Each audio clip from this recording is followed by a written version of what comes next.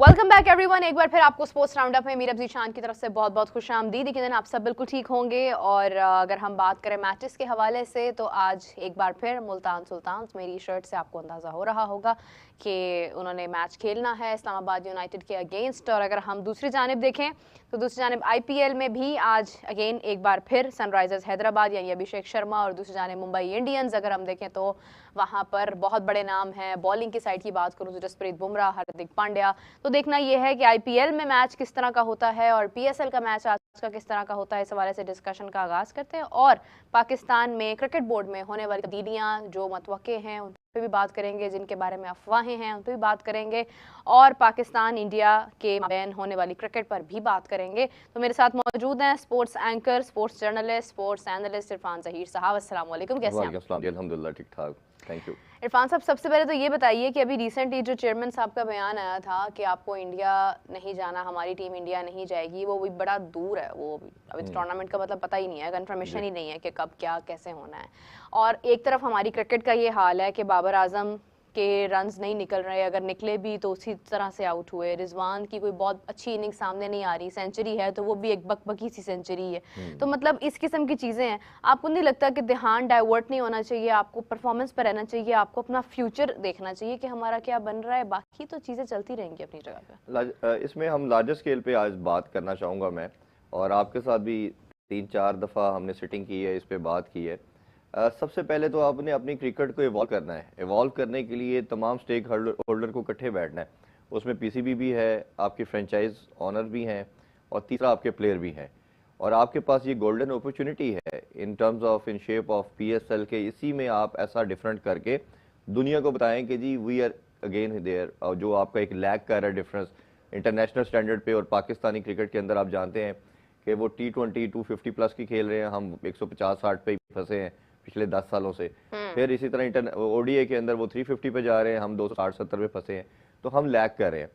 Unfortunately इसको अगर 2-3 segment में हम इसको डिस्कस करें तो सबसे पहले कैप्टनसी पे हम बात कर लेते हैं। कप्तान हमारे जो 5-6 खेल रहे हैं, एक्सेप्ट आप डेविड वार्नर को साइड पे कर दें, आप उनका माइंडसेट चेक कीजिएगा कि एक तो मैं टीम में हूं तो मैंने हर हाल में ही एज ए ओपनर खेलना है। बाबर भी यही कर रहा है, रिजवान भी यही कर रहा है, साउशकील भी यही कर रहा है, जो कि अभी कभी पाकिस्तान की तरफ से T20 नहीं खेले, इवन दो कि वो ODI के अंदर भी परमानेंट फीचर नहीं है। उसमें भी आपको पता, चैंपियन ट्रॉफी खेले उससे पहले वो वर्ल्ड कप खेले और इन बिटवीन पीरियड के अंदर उनको रखा ही नहीं जाता।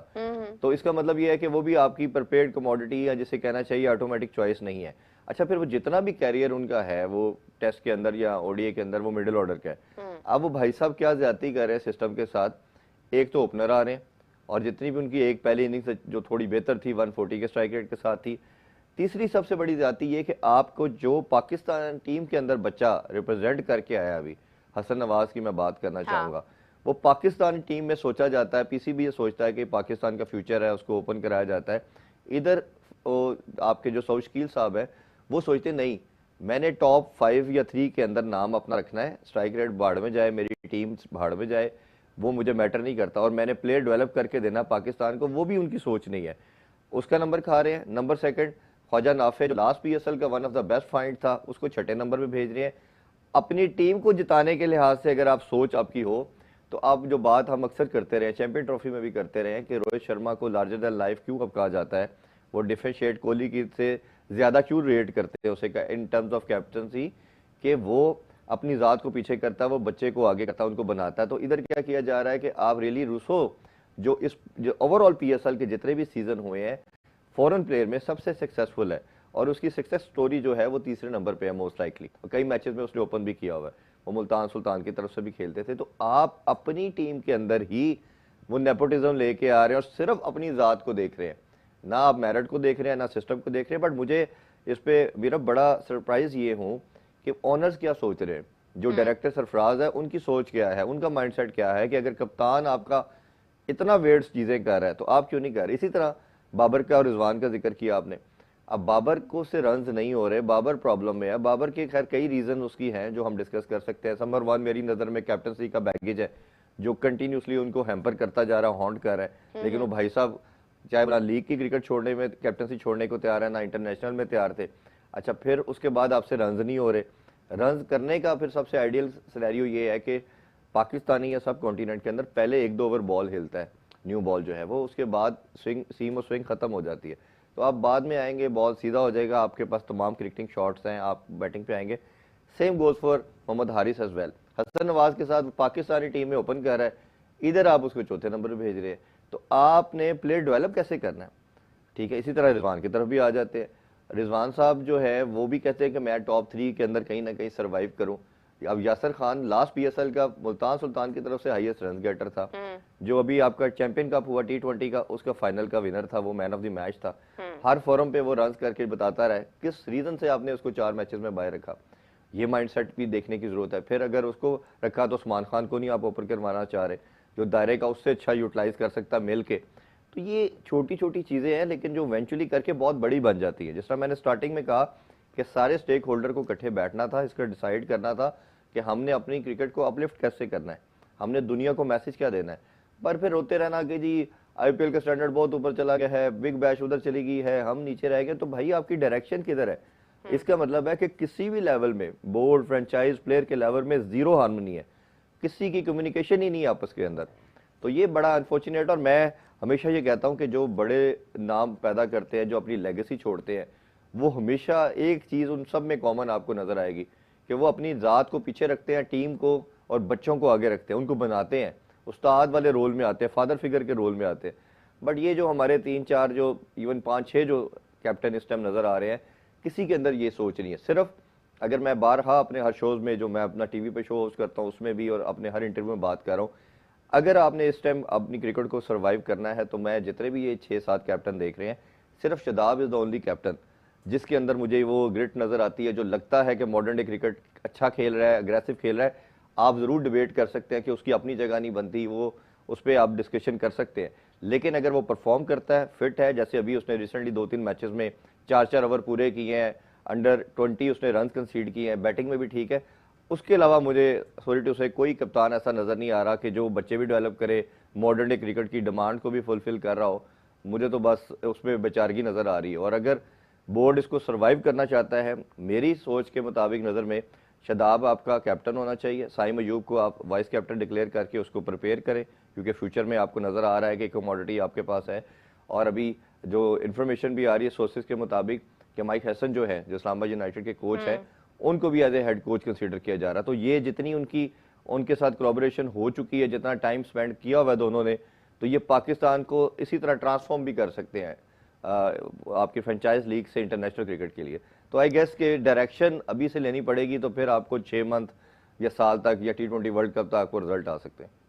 देखिए, मैं काफ़ी बातों के साथ एग्री करती हूँ जो आपने की हैं, और जो आपने स्पेशली जो कैप्टेंसी की बात की है ना, कि मतलब क्यों ऐसा होता है कि हर कप्तान जो है वो ओपन आना चाह रहा है, उसकी एक बड़ी वजह ये भी है। मैं प्लेयर्स को इसका मुकम्मल कसूरवार नहीं समझती हूँ। मेरा ख्याल है कि बोर्ड ने ऐसा एक इमेज डेवलप कर दिया है कि आप चौके छक्के मारेंगे तो ही आप प्लेयर हैं, और अगर आप वो करेंगे तो आप टीम का हिस्सा हैं, अदरवाइज आप टीम का हिस्सा नहीं है। कोई भी नंबर 5, नंबर 6 पर आकर बोझ नहीं लेना चाहता, रिस्पॉन्सिबिलिटी नहीं लेना चाहता है। हर कोई चाहता है कि हम ओपन पे आएँ और हम कहीं से हम तो अटैक करें, अटैकिंग के चक्कर में अगर हम आउट भी हो जाते हैं तो ठीक है, दैट्स फाइन। तो बेसिकली मैं इधर ही आपको सॉरी रोकना चाहूंगा, मुझे बताइए साहबजादा फरहान के अलावा कोई आपको एक प्लेयर भी नजर आता है जो 200 से प्लस के स्ट्राइक रेट खेल रहा है? बात यह है कि अगर तो आता फरहान ही टीम का हिस्सा नहीं है। मैं वही कह रहा हूँ, अगर तो आपके पास रिजवान 200 के स्ट्राइक से खेल रहा है, बाबर खेल रहा है, सऊद खेल रहा है, तो हमें क्या प्रॉब्लम है? नहीं, वो हम कहेंगे यार ये इधर भी खेल रहे हैं, ये इंटरनेशनल में भी खेलेंगे, दैट्स फाइन। आप मॉडर्न ना बाबर ओपनर है, ना रिजवान ओपनर है, अब छोड़ देते ना हम। चले, मैं आपकी बात को ही आगे बढ़ाता हूँ कि हम छोड़ देते हैं। अगर इनको लगता है कि हम बाकी प्लेयर से बेस्ट हैं, हमारी इकॉनमी अच्छी है, हमारी वो एवरेज बड़ी जबरदस्त है, तो भाई आप 200 के स्ट्राइक रेट से ऊपर खेल ले, हमें कोई प्रॉब्लम नहीं है, हम कोई भी आपको तनकीद नहीं करेगा। अल्टीमेट ऑब्जेक्टिव क्या है लीग क्रिकेट का भी और इंटरनेशनल का भी? विक्ट्री। हम अनफॉर्चुनेटली विक्ट्री वाले माइंडसेट से निकल के सेल्फिश अप्रोच में चले गए हैं। हमारा माइंडसेट हो गया मेरे 50 जी इनसिक्योरिटी कह लें, ये सेल्फिश हो जाए, मेरे 50 होंगे, मेरे 60 होंगे, PSL का चार्ट आएगा उसमें मैं टॉप 3 में होऊंगा, टॉप 5 में होऊंगा, मैं टीम का होऊंगा, अगली दफा भी मुझे मजबूरन सेलेक्ट करेंगे, टीम में भी मैं आ जाऊंगा। क्योंकि जिस तरह से चीजें ऑपरेट हो रही हैं ना, ये होती नहीं है इस तरह से क्रिकेट में। आप मतलब सडनली चल रहे हैं, राह चलते आपको पता चलता है अच्छा ये परफॉर्म इस मैच में कर गया, इसमें नहीं किया, बाहर कर दो।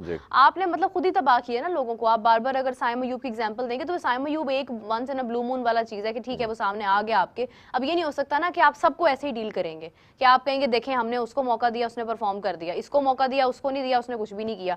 उस्मान खान कंसिस्टेंटली हमारे प्लान का हिस्सा है, जबकि उस्मान खान की भी कोई खास परफॉर्मेंसेस नहीं आई है। साइम अयूब हिस्सा है, साइम अयूब की आ गई है। उस्मान को खिलाया किधर आपने? हर सीरीज देखिए में एक मैच लेके खिलाते जाते हैं, फिर आप उसको बेंच पे बिठा देते हैं, ठीक है बेंच पे बिठाने के लिए आप उसको ले जाते हैं। साथ सॉरी मैं आपको हाँ नहीं आप बोलते जाएं। नहीं मैं इसलिए काट रहा हूँ कि साथ साथ हम उसके आंसर ऐड करते जाए। उस्मान खान को मुझे पता चला जब ये प्रूव किया गया कि हर सीरीज के अंदर 1 या 2 मैच दिया जाता है और उसको कंटिन्यूसली हर स्क्वाड में रखते हैं।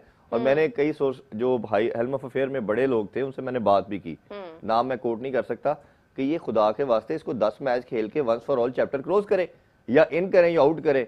उन्होंने कहा जी बस आप समझे मजबूरी रखना। और फिर मैंने और प्रोब किया तो पता ये चला कि जब उसको कॉन्ट्रैक्ट यूएई का कैंसिल करवा के रखा गया था तो ये कहा गया था कि 2 साल जो भी हो जाए तुम हमारे स्क्वाड का पार्ट हो गए। शायद वो एम्प्लॉयड जो कॉन्ट्रैक्ट हुआ था जो रिटर्न नहीं था उसी को पूरा किया जा रहा है।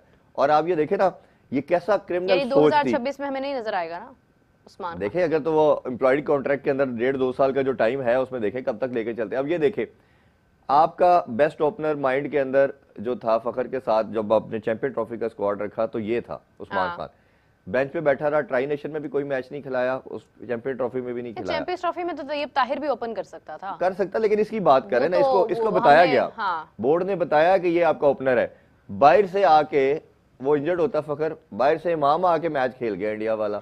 जो बेंच पे बैठा हुआ है जो आपकी नजर में जो बेस्ट ऑप्शन आपकी नजर में, यानी कि इमाम से बेहतर था ना आपकी नजर में जो स्क्वाड में था, तो इमाम बाहर से आके मैच खेल जाता है और ये स्क्वाड में होने के बावजूद नहीं खेलता। तो ये अप्रोच ना मुझे अभी तक ये लॉजिक समझ आई कि क्या माइंडसेट है, क्या अप्रोच है, तो इसी वजह से हम गिरे हुए हैं। दूसरा आपने फ्रेंचाइजेस की बात की है। मैं समझती हूँ कि जो हमारी फ्रेंचाइज क्रिकेट है इस वक्त अनफॉर्चुनेटली एक तो सीजन खत्म हो रहा है, बहुत सारे लोगों के बारे में आपको कंफर्मेशन नहीं है कि वो आगे कंटिन्यू करेंगे या नहीं करेंगे। दूसरा आपके पास टैलेंट उस तरह से है ही नहीं, सिर्फ 1-2 ऐसे ही फ्रेंचाइजेज हैं जो प्लेयर डेवलपमेंट पर काम करते हैं, जिसमें लाहौर कलंदर्स हैं वो पूरा साल काम करते रहते हैं, अली तरीन साहब हैं, मुल्तान सुल्तान्स है। अभी रिसेंटली उन्होंने अपनी गुफ्तगू जब की उसमें उन्होंने शरबानों का जिक्र किया, उन्होंने कहा कि वो 14 साल की बच्ची यार उसके पास सेंट्रल कॉन्ट्रैक्ट है, तो मतलब हमने प्लेयर्स बनाए हैं। अच्छा अली तरीन साहब से एक और बात मैं बताना चाहूँगी अपने व्यूअर्स को कि उनके बारे में एक अबहाम जाहिर हो रहा था कि शायद वो आगे बेट करेंगे या नहीं करेंगे, वो अबैंडन कर देंगे, ये सीज़न ख़त्म होता है तो इसके बाद वो नेक्स्ट सीज़न में क्या करेंगे। तो उन्होंने बड़ी सख्ती से इस बात की तरदीद की है और उन्होंने ये कहा है कि we will be the complete plan, मतलब हम इसके प्लान का हिस्सा होंगे, हमें कोई ज़रूरत नहीं है कि हम आगे की बात अभी कोई भी इधर उधर से बातें उठा के आप लोग प्लीज़ ना करें। जो भी ये खबरें निकाल रहे हैं कि अली तरीन साहब आगे होंगे नहीं होंगे, मुल्तान सुल्तान्स का हाल क्या है क्या नहीं है, तो उसके ऊपर उन्होंने काफ़ी डिटेल्ड बात की है। मुल्तान सुल्तान्स का साथ उन्होंने उस वक्त पकड़ा जब मुल्तान सुल्तान्स के ओनर ने टीम को बदतरीन हाल में छोड़ दिया था, तो अली तरीन साहब ने मुल्तान सुल्तान्स का हाथ पकड़ा। और आज अभी जब रावलपिंडी में लास्ट मैच हुआ इस्लामाबाद यूनाइटेड के खिलाफ, उस टाइम पर भी उन्होंने अपनी टीम को मोटिवेट किया और उन्होंने कहा कि हम अपने ग्राउंड में जाके जवाब देंगे, और उन्होंने जवाब दिया भी। तो उन्होंने हमेशा से टीम का साथ दिया है और उन्होंने काफ़ी ऐसे काम किए हैं, उनकी एक हिस्ट्री रही है कि उन्होंने अपने प्लेयर्स का साथ दिया। उनको ऐसा कोई मसला नहीं है जो अभी रिसेंटली अगर हम देखें तो बाकी फ्रेंचाइजीज को हो रहा होगा।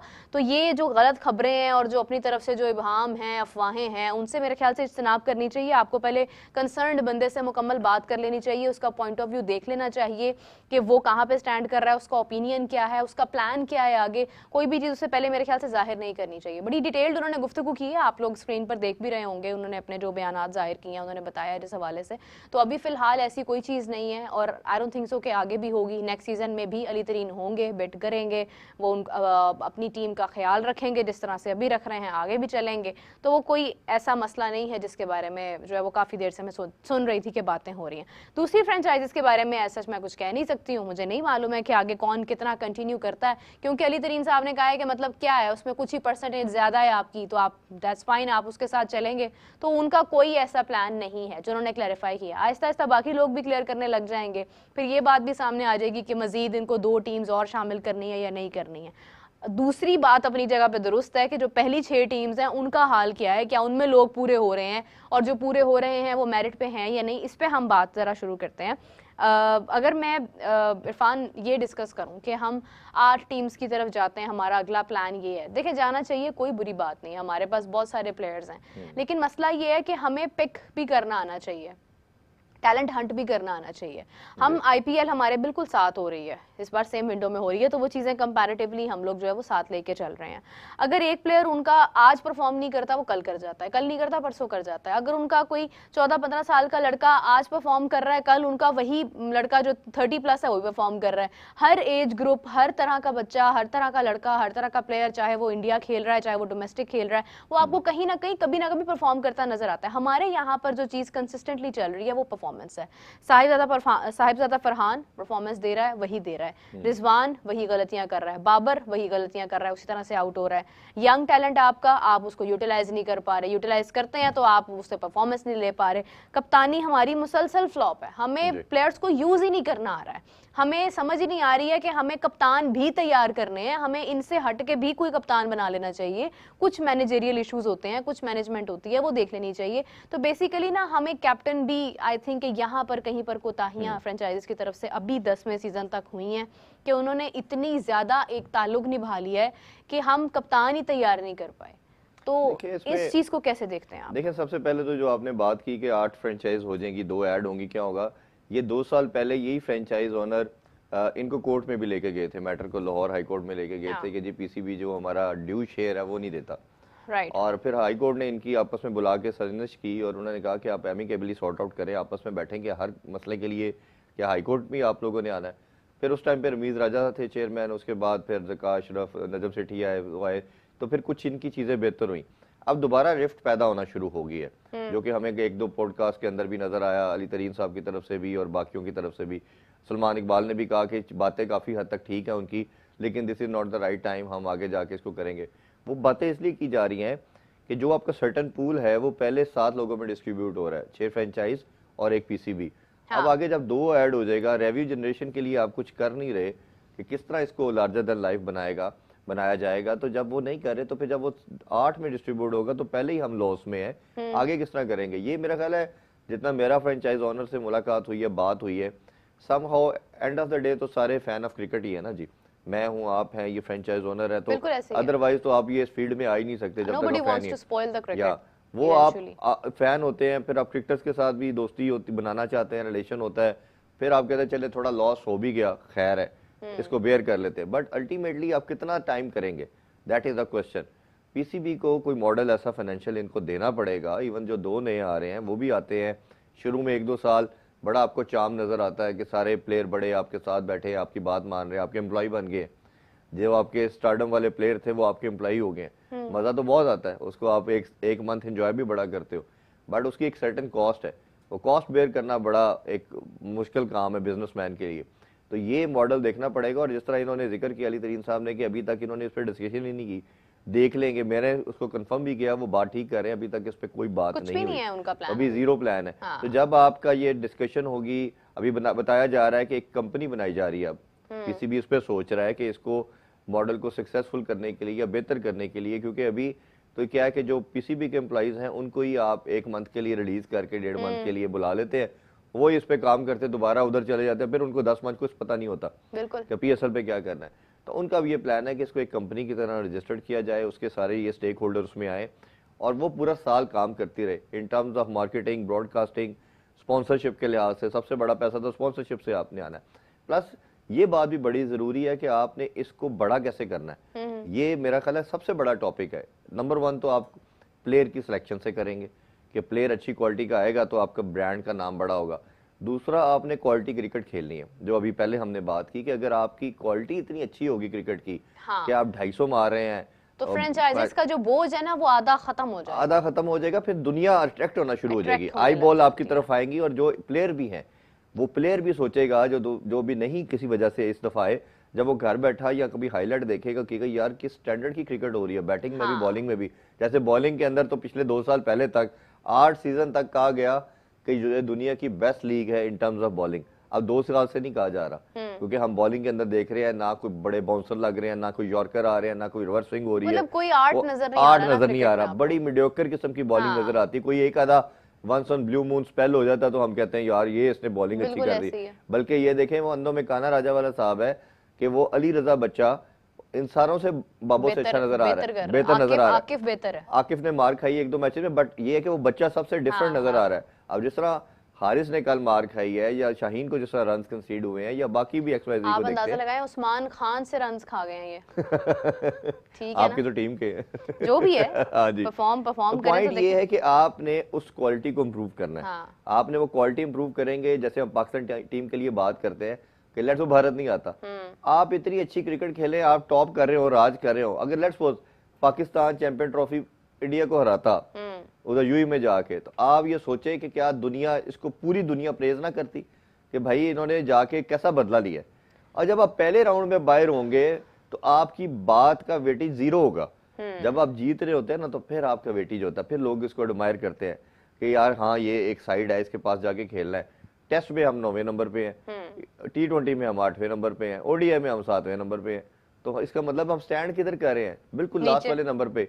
तो फिर आप जो बात करते हैं कि स्पॉन्सर आएगा, आई बॉल्स आएंगी, मैं तो अक्सर ये बात करता रहा हूँ कि ये खुदा न खास्ता ये जो क्रिकेट है ना जी, ये अगर आप बहुत बाकी स्पोर्ट्स से देखें तो अगर आपको विक्ट्रीज मिलती हैं तो आपका स्पॉन्सरशिप आता है, सब कुछ आता है। जब आपकी विक्ट्रीज खत्म होती हैं, पहला स्टेप क्या होता है कि आपके जो फैंस है उससे कनेक्शन आपका टूटता है। हाँ। जो अभी हम रोना रो रहे हैं ना, कराची में क्यों हाँ नहीं हाँ आते, कराची में क्यों नहीं, आप ब्रांड क्या खेल रहे हैं, पहले आपका लोगों का कनेक्शन टूटेगा, लोगों ने आपका क्रिकेट देखना छोड़नी है, फिर आपके जो बच्चे हैं उनमें से वो स्पोर्ट खत्म हो जाएगी। अगर आप ये सर्वे करवा के देखें, आपके 80% बच्चे इस टाइम फुटबॉल और दीगर स्पोर्ट्स की तरफ जा रहे हैं। और आपके 80% बच्चे, आपके 95% बच्चे या बड़े या जो भी लोग क्रिकेट खेलते हैं, मैंने पर्सनली जाकर इंटरव्यूज किए हैं बच्चों के, मैंने देखा है कि वो रोल मॉडल अपना समझते ही विराट कोहली को है। उसको भी छोड़े, आप बिल्कुल खेल कम ही नहीं लोग रहे हैं जो आपके पाकिस्तान ये के अंदर आपने जो बात की, ये उससे करेंगे। भी अगली बात है, लेकिन पहली बात है वो खेल ही नहीं रहे स्पोर्ट। हाँ। तो उससे लास्ट चीज ये है कि जब आपका दो चीजें होगी, जब वो फिर इवेंचुअली क्या होता है कि वो स्पोर्ट्स जब आपकी यंगर जनरेशन के अंदर से खत्म हो जाती है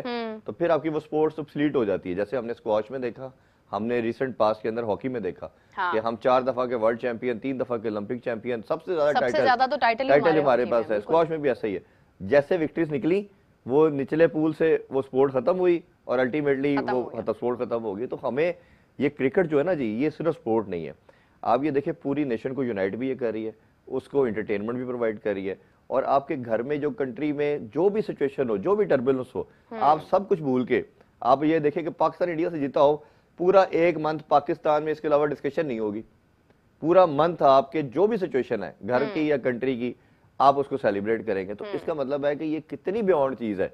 तो आप इसको अगर इतना कैजुअल, इतना लाइट ले रहे हैं, यार मैच ही हार गया तो क्या हुआ, ये ऐसा नहीं है। ये तो जो ऊपर हेल्म ऑफ अफेयर में लोग बैठे हैं उनको बड़ा सीरियसली लेना है कि आपके कंट्री के अंदर जितनी भी एक्टिविटीज थी, सिनेमाज आपके खत्म हो गए, एक बसंत फेस्टिवल था वो खत्म हो गया, अब तो आपके पास है ही कुछ नहीं। देखिए पीएसएल का एक बड़ा क्रेज होता था, बड़ा क्रेज होता था। अभी तो ये हमारे प्रोग्राम में हमने बहुत डिस्कस किया है, हर जगह मीडिया पर बहुत डिस्कस हुआ है कि आपकी ब्रांडिंग ही नहीं नजर आ रही है। आप तो ब्रांड करें। अच्छा, मैंने नजम सेठी साहब का जब इंटरव्यू किया ना, मैंने उन्हें पूछा, वो कहते हैं कि ये मार्केट नहीं कर रहे हैं। मैंने कहा मार्केट करना किसको है? मतलब अगर आप कहेंगे कि जी बाबर आजम की पिक्चर लगी हुई है, शाहीन की लगी हुई है, रिजवान की, वो लोग उनको देख देख कर इतना फेडअप हो गए हैं कि इन्हीं लोगों से तो परफॉर्मेंसेस सामने नहीं आ रही है। लोग तो कहते हैं आप इनको हटाएं और आप नए लोग लेकर आएं, तो कोई इनको क्यों देखेगा? बट आपको अपने हिस्से का काम तो करना है ना। ये तो चले हम काउंटर कर रहे हैं कि आप इन्हें मार्केट कर रहे हैं, इन्होंने तो ये किया वो किया, वो भी नहीं किया ना इन्होंने। हाँ, वो भी नहीं किया। आप तो अपने हिस्से का काम पूरा करें, अब जाकर आपको थोड़ा बहुत सड़कों पर नजर आएगा कि हाँ कहीं पर कुछ जिक्र हो रहा है। वो भी आप अभी लाहौर में हम रहते हैं तो लिबर्टी के अलावा आप बाकी जगहों पे जाएं तो केनाल पर थोड़ा बहुत आपको नजर आना शुरू हुआ है। जो टीम का रास्ता है ना जी, रास्ता है जो होटल से लेके इन्होंने स्टेडियम में आना, वो रास्ता इन्होंने चमकाया है। बाकी तो मतलब आप देखे ना कुछ उंज भी रामा औखियां सन, कुछ सानू मरन दा शौक भी सी। पंजाबी आपकी बहुत इम्प्रूव कर गई। तो वो ये है कि वो यही सारा सीन है कि मतलब आप देखें कि आप एक तो कुछ बन नहीं रहा, वैसे नहीं बन रहा, आप भी उसमें अपना भरपूर हिस्सा डाल रहे हैं कि आप भी उसको खाना पूरी कर रहे हैं सिर्फ उसके अंदर। तो वो चीज़ जो है ना, उससे मिठास खत्म हो जाती है फिर किसी भी टूर्नामेंट की। ये एक ही चीज़ हमारे पास रह गई है, ये भी आप हमसे छीनना चाहते हैं, तो फिर आप देखिए कि पीछे क्या रह जाता है। खैर हम देख रहे हैं, हम क्योंकि मीडिया से लोग हैं तो हम ज्यादा बेहतर एक्सप्लेन कर सकते हैं। आप ये देखें कि जो टीवी के पास मीडिया राइट्स आते थे और ये जो आपके स्पॉन्सर आते थे, हम लोगों पे कितना स्ट्रगल करना पड़ रहा है। पहले जब एक ट्रांसमिशन होती थी, ह्यूज से ह्यूज हर चैनल करता था, ह्यूज से ह्यूज चीजें होती थी। अब आप देखें तो बड़ा इसको मिनिमल लेवल पे लेके आया जा रहा है ग्रेजुअली।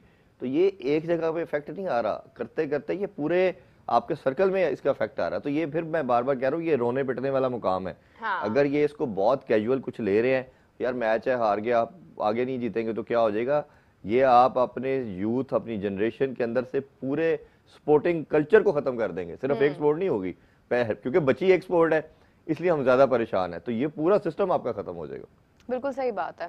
थोड़ा सा जरा जिक्र कर लेते हैं हेड कोचेस के ऊपर, क्योंकि अभी ये इश्तिहार जारी हुआ है। वैसे मैं काफी दिनों से ये बात कर रही हूँ कि हमारा एक रवायत है कि हम इश्तिहार बाद में जारी करते हैं, पहले हम कर लेते हैं काम किया होता हमने। तो वो काफी हद तक जो काम किया होता है ना, फिर उसकी भी थोड़ी थोड़ी हल्की हल्की खुशबू जो है ना, वो बिरयानी की तरह फैलने लग जाती है।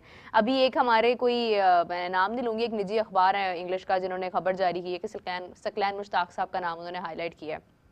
अगर सकलैन मुश्ताक साहब आ जाते हैं एज अ हेड कोच, तो इट मींस कि शायद आपकी कप्तानी तो कंफर्म है। लेकिन मेरे पास जो रिपोर्ट है वो माइक हैसन की है।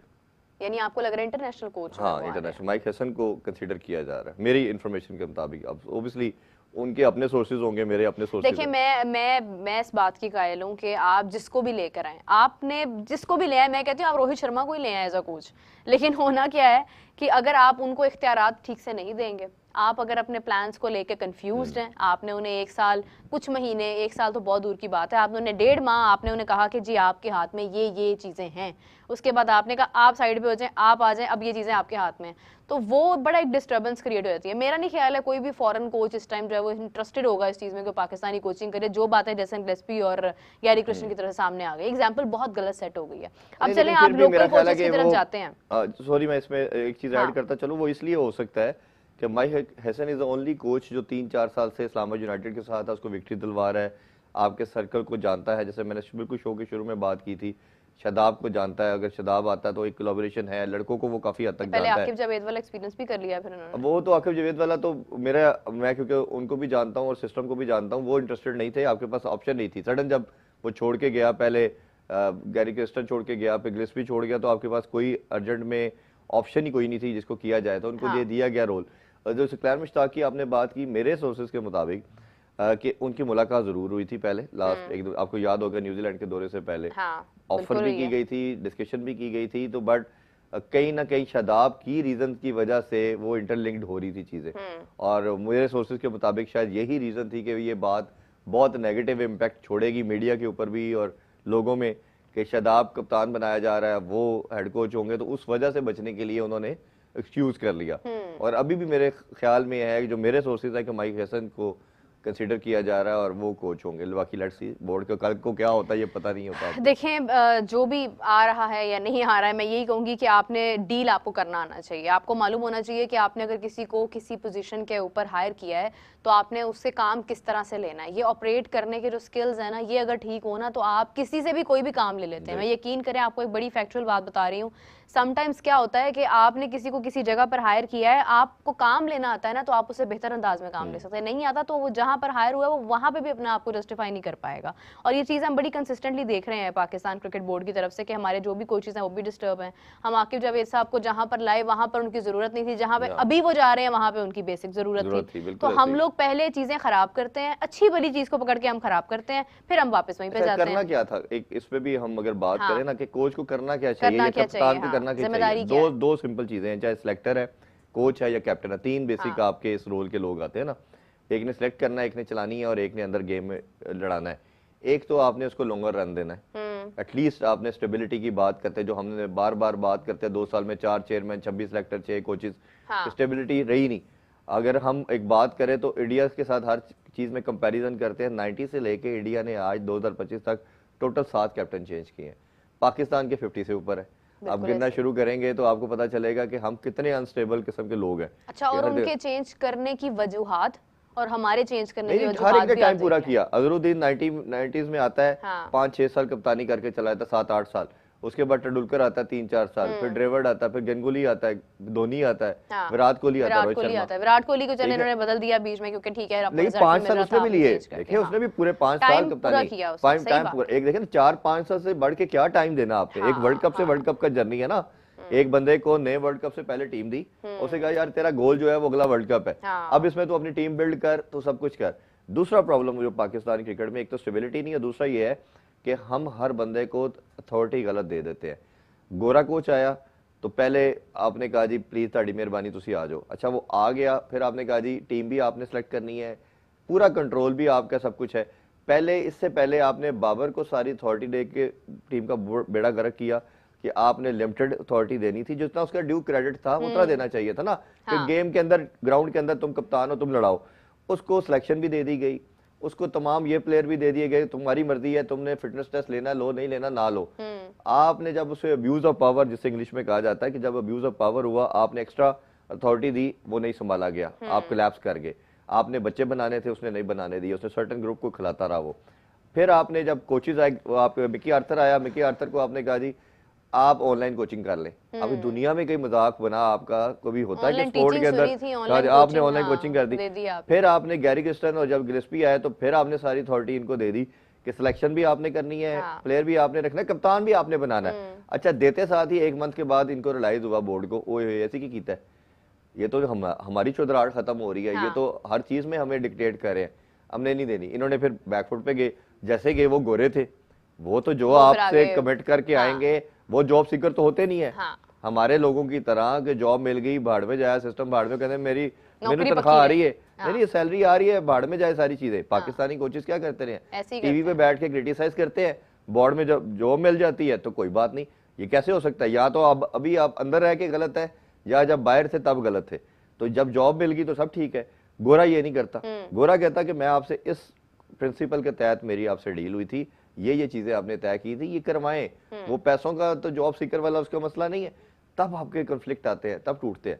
तो अब अगर आप चाहे सकलैन मुश्ताक को ला रहे हैं या उसको ला रहे हैं तो सर्टन अथॉरिटी के साथ आए, क्योंकि लास्ट टाइम जो सकलैन मुश्ताक कोच थे उनके पास 0 अथॉरिटी थी, सारी की सारी वो एक डमी कोच थे, सारी अथॉरिटी जो थी वो बाबर आजम के पास थी। एवरीबॉडी नोज दैट, जो भी क्रिकेट को थोड़ा सा भी समझता है, जिसका बोर्ड के कॉरिडोर में वाकफियत है, ही नोज दैट। तो फिर अगर ये सारे मसले हैं, और अगेन मैं ये कहूंगी कि अगर इन सारे मसलों से हमारे रिसेंट जिन लोगों के नाम हाईलाइट हो रहे हैं वो वाकिफ हैं, तो फिर उनको दोबारा नहीं आना चाहिए। उनको ये समझना चाहिए कि भाई नहीं, सिस्टम ठीक नहीं है, हम अपनी क्रेडिबिलिटी खराब नहीं कर सकते हैं। अगर आना तो इस तरह एक पूरा मैकेनिज्म बना के उनको अथॉरिटी दे। वो बन नहीं सकता ना, वो वन साइडेड है, नहीं बन सकता, वो दो तरफा है। वो एक तरफ से बोर्ड को भी कुछ चीजें करनी पड़ेंगी और दूसरी तरफ से जो हायर होंगे उनको भी करनी पड़ेंगी। मेरा बन सकता है, सिर्फ आपकी ना विल की बात है। अब जैसे एक इशू है मेरी नजर से, मेरे से अक्सर लोग पूछते हैं पाकिस्तान का जो फेलियर हुआ 2 साल में, इसकी सबसे बड़ी वजह रीजन क्या है? 7-8 रीजन तो हम बोल चुके हैं। सबसे बड़ी रीजन कप्तानी का बैटल है। मैं यही कहने बाबर को शाहीन और उसकी और फलाने की, वो रिजवान की आ गया दरमियान में, वो आया तो आपने साउशकील को भी कान में डाल दिया, उसने भी कोशिश की, उधर से शान मसूद ने की, इधर से सलमान अली आ की, यानी कि 6-7 कप्तान आपने बैटल में लाके खड़े कर दिए। क्या बोर्ड सभी कप्तान है? अब आपके अंदर इतनी करेज नहीं है बोर्ड के अंदर, कोई एक बंदे के अंदर, जो भी हेल्म ऑफ अफेयर में 2-3 लोग हैं, चाहे चेयरमैन साहब की बात करें या उनके जो सीईओ साहब है, वो कहे कि भाई ये टीम है, हमें 1% रिपोर्ट मिलेगी, किसी ने उसके साथ जो भी हम डिसाइड करेंगे ये कप्तान है, किसी ने भी जरा सा उसको अबाइड बाय ना किया तो हम लाइफ टाइम बैन लगा देंगे। मैं देखता हूँ कैसे सीधे नहीं होते, करें ना बाहर आप। अब लेकिन जब अब होना पड़ता है आपको सिस्टम रन करने के लिए। मैं तो कहता हूँ पीएसएल के जब हम बेनिफिट की बात करते हैं ना, सबसे बड़ा नुकसान पीएसएल का 2 है। पीएसएल के नुकसान, नंबर 1 कि हमने ये इतने कप्तान लाके खड़े कर दिए। दूसरा ये कि ये जो फ्रेंचाइज ओनर होते हैं, ये मैंने जैसे कहा ना, ये फैंस हैं, ये इनको बच्चों की तरह पैम्पर करते हैं, इनको हाथों पे उठाते हैं, इनको इनकी गलती भी माफ करते, कहते हैं कुछ नहीं, जो लीग क्रिकेट का कॉन्सेप्ट है दुनिया के अंदर। अब वो जब इनके एजेंट या इनके ये इनके ओनर्स है फ्रेंचाइज वाले, जब इस तरह डील करते हैं, जब वो टीम में आते हैं तो थोड़ी सी सख्ती होती है, तो वो क्या आते खराब होते हैं, उससे बेर नहीं होता। इसी वजह से तो आप ये देख रहे हैं कि ये जो सिलसिलाकार बनना शुरू हो गया कि छोड़ के कंट्री से बाहर जाना, लीग क्रिकेट की तरफ देखिए मेरी बात सुने इरफान, मैं भी समझती हूँ कि ये इंसान है, ये एनिमल्स नहीं है कि आप इनको जिस तरह का ट्रीटमेंट देंगे वो उसके यूज टू हो जाएंगे। इंसान को अल्लाह ताला ने बड़ी एक सलाहियत दी है डाइवर्सिटी की, चीज़ें डिफरेंटली एक्सेप्ट करने की, मुख्तलिफ जगहों पर मुख्तलिफ रिएक्ट करने की। अगर इनको पता है कि लीग ऐसी होती है, लीग हमारा कंफर्ट जोन है, बोर्ड में हमें मतलब जो है ना वो सर हिलाने की भी इजाजत नहीं मिलनी है, तो वो एक डिफरेंट चीज़ है। और ये मेरे ख्याल से एक्सेप्टेंस आप में आ जाती है, बस आपको डेकोरम खुद बनाना पड़ता है। आप इस तरह से चीज़ें एग्जीक्यूट कर नहीं सकते हैं जिस तरह से हो रही हैं। लेकिन अब प्रोग्राम का वक्त हमारे पास कम है, तो हम एंडिंग की तरफ जा रहे हैं। तो आपका बहुत शुक्रिया Irfan, thank you so much for joining us, it was really nice having you here as always. और जो बातें हमने की, कि जिस तरह से हमने इख्तियारात का जिक्र किया, अगर हम किसी को इख्तियार दे रहे हैं तो फिर हमें उस इख्तियार को देना है जब तक कि हमें ये महसूस ना हो जाए कि शायद वो वाकई उस जगह के लायक नहीं है या काबिल नहीं है, तो फिर आप फैसले डिफरेंट करते हैं। लेकिन आपको कंसिस्टेंसी बहुत ज़रूरी है अपनी टीम में, अपने बोर्ड में और मुख्तलिफ चीज़ों में। बहुत शुक्रिया आपका। अभी के लिए आपसे इजाज़त चाहते हैं, आपको ज्वाइन करेंगे कुछ ही देर के बाद। मैच की प्रॉबली उस टाइम पर पहली इनिंग्स खत्म हो चुकी होंगी, दूसरी इनिंग्स शुरू होंगी, उनके ऊपर बात करेंगे। तब तक टेक केयर, अपना बहुत सारा ख्याल रखिएगा। अल्लाह हाफ़िज़।